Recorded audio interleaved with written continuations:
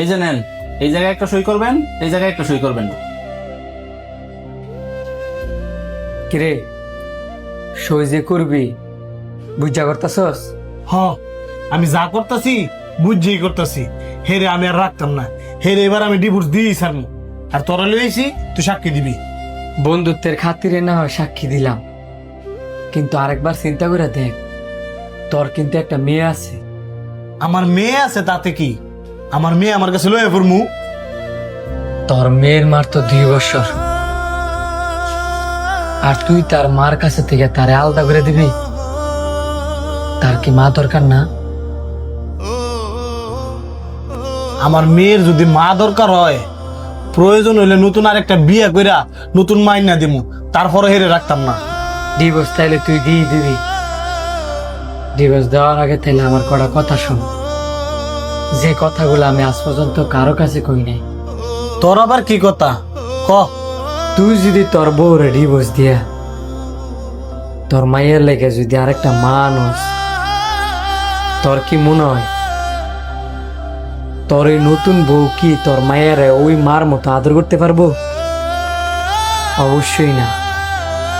হয়তো বা 2-1 দিন আদর করব, কিন্তু তোর ওই বউর ঘরেও কিন্তু ছেলে বা মেয়ে কোনো না কোনো সন্তান হইব। পরে পরে তোর মায়ের কি হইব? শোন, কোনো মেয়ে ওই নিজের সন্তান রাখিয়া সতীনের সন্তানরে নিজের সন্তানের মতো আদর যত্ন করে না। বন্ধু, তুই তোর বিষয়ে কি কথা কইতে লিছিলি হেডা ক। হেরো আর সাফাই গাইস না, কারণ হে অনেক খারাপ। আর প্রয়োজন হলে আমি বিয়ে করতাম না। আমার মায়ের আমি মা, আমি বাপ। আগে তো আমার কথাগুলো শুনবি। তাড়াতাড়ি ক। তুই মা তুই বাপ, যদি এরকমটা হইতো তাহলে আল্লাহ পাক তোরে ওই রকম ভাবে সৃষ্টি করতো। তুই তোর মায়ের যতই আদর করস না কি লিখা, তার মারও বাপ তুই কোনো দিন পূরণ করতে পারতি না। তেমনি তোর বউ তোর মায়ের যতই আদর করুক না কি লিখা, তার বাবারও বাপ তোর বউ জীবনও পূরণ করতে পারতো না। একটা সন্তানের বাবা যেমন প্রয়োজন, মাও তেমন প্রয়োজন। দোষ করলে তুই করছস, দোষ করলে তোর বউ করছি, কিন্তু তোর মায়েরা তো কোনো দোষ করে নাই। তুই একটা বিয়ে করলে নতুন বউ পাবি, তোর বউ একটা বিয়ে করলে নতুন জামাই পাবি, কিন্তু তোর মেয়েটার মাঝখানটা তোর মেয়েটার জীবনটা নষ্ট হইব।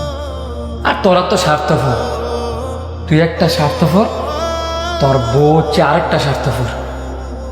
তোরা যদি নিজে ঘর স্বার্থ না খুঁজা বাচ্চাটার কথা চিন্তা করতি, তাহলে এই ডিভোর্সের ভোটটা বাচ্চা নিতি না। ধরলাম তোর মাইয়া তোর কাছে নাই, তোর বউর কাছে আছে।